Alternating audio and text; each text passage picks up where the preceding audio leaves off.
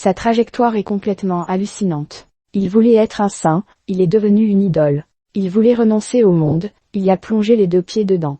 Jusqu'aux yeux du grand public, avant juillet 2024, l'abbé Pierre était le vénérable fondateur d'Emmaüs. Il y a un rapport commandé par l'association a malheureusement révélé le pire.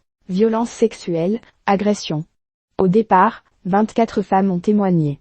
Mais ces révélations ont agi comme de véritables déflagrations. Finalement, la parole s'est libérée, et il semble que l'homme ait beaucoup plus de victimes.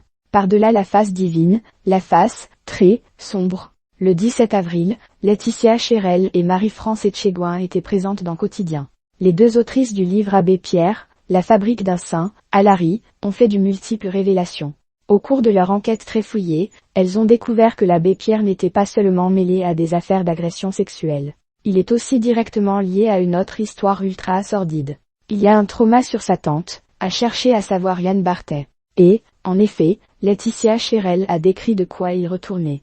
En 1920, il est tout jeune, il a 8 ans, et il apprend que sa tante, donc la sœur de son papa, est condamnée pour avoir assassiné son mari, avoir mis son corps dans une malle sanglante qu'elle a fait partir en train de Paris à Nancy, décrit la journaliste. Cette histoire finit par se faire connaître car cette femme est une autrice féministe qui prônait le matriarcat, elle est déjà assez sulfureuse.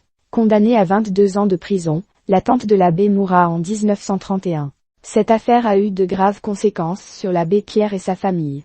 Disons que ça a été un vrai trauma dans la famille, l'abbé Pierre à l'école se faisait montrer du doigt, et la famille qui à l'époque était une famille de riches industriels à Lyon s'est faite montrer du doigt. Les domestiques sont partis à cause de cette affaire, les sœurs devaient se marier mais les prétendants ont arrêté l'histoire à cause de cette tante. Un traumatisme qui peut permettre de faire des déductions sur la suite de la vie du religieux, ce qu'il y a de sûr c'est que ce n'est pas rien, a souligné Laetitia Cherel.